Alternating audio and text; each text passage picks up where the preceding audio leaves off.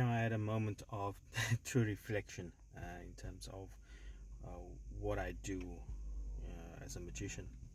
And on occasion, I go out to restaurants and I do table hopping for free, to share my skill, to share my magic, and to do something that most people have never seen before. And I've been performing last night in a number of restaurants. And there are so many people struggling out there. There's so many people with financial problems, but they go out and they try to enjoy themselves with their family. They try to make their situation, more inhabitable, as it were. And I create a space of wonder, of mystery, and it's nice to see magic close up because a lot of people haven't seen magicians before. They haven't met magicians before. So I meet a lot of people, and I meet a lot of families, and I talk to a lot of people, hundreds of people, hundreds. And they enjoy your magic, but some people don't. And some people have some preconceptions, um, especially when you sit down in a restaurant, and someone comes up to you in a suit and tie and says they're a magician. You're very skeptical at first. You wonder, okay, what's up with this guy? I mean, what's his deal? I'm not trying to get anything, but I understand. I understand um, the worry and the concern that they have. And then I do a couple of tricks, and then after that, it's just fun. It's just like happy times. But last night was an interesting night, and I'll tell you why. So I'm doing my routines. I'm going to the restaurants. I give away balloons for the kids, as a thank you from me to them for watching my show. And it takes me a long time to prepare magic. I've trained for almost 30 years, and the routines don't come easy, so I have to build them. But when I approach people and they see it, they enjoy it. It's nice, and it's free. I give it away at least once a week. There's one table, and I'll tell you what happened. I approached the table. Well, I didn't approach them. I saw them from a distance, and it's a couple. It was a male and a female, a couple. And you can see from the onset very obviously that it's a date, and the guy was trying to impress her, and they all looked very awkward. You remember your first date, really. You sit there and you don't know what's happening. I don't know whether it's the first date or not. But I thought, okay, let me give this guy a bit of a boost and the girl a bit of a enjoyable time.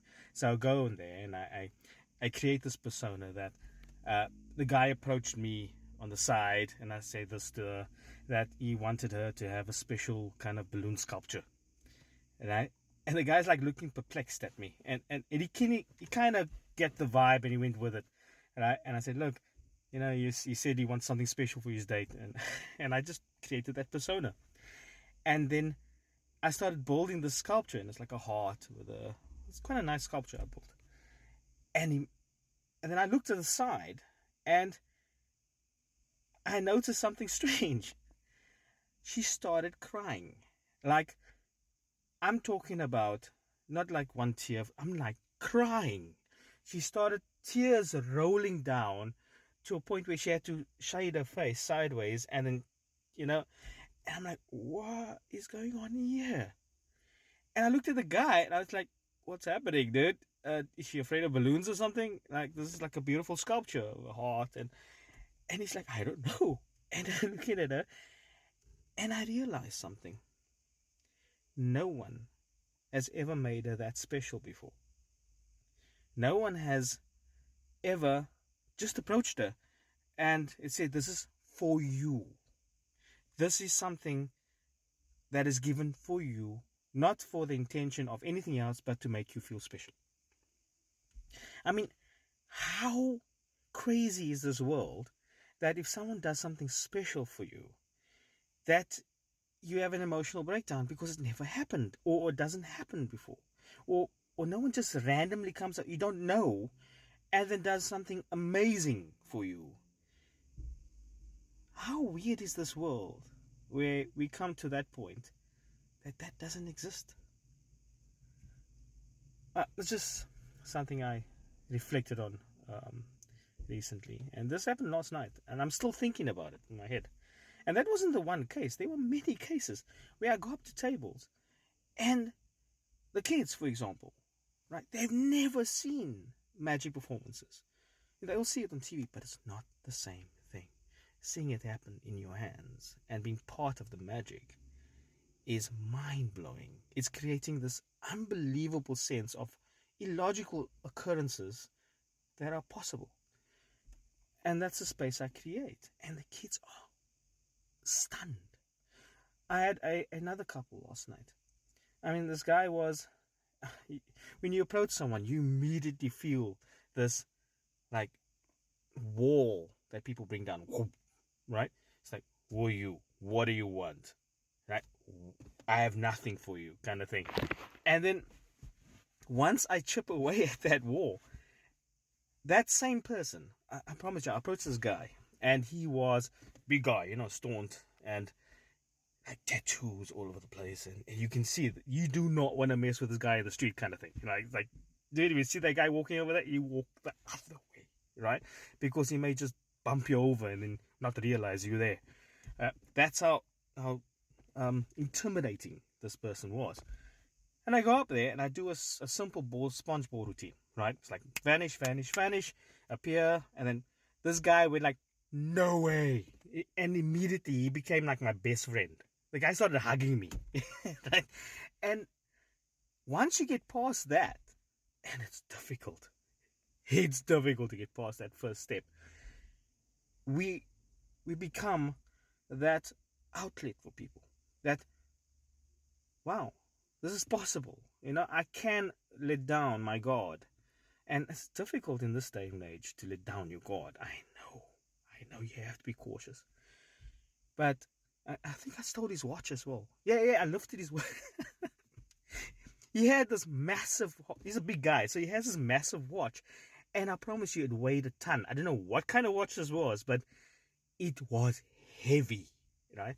So I go in there, I do a sponge ball routine, and then I lift his watch in his hand, right? So lifting watch means I pickpocketed his watch. I stole his watch. I don't steal his watch. I like lifted it, right? And then I put it away to the side, and as I dropped it in my pocket, my jacket went clock. You know, that's how heavy this thing was. I thought that he was going to realize I took his watch because it's so heavy, you're going to miss it. But they don't, right? I lifted his watch. I go through about 6 routines with him.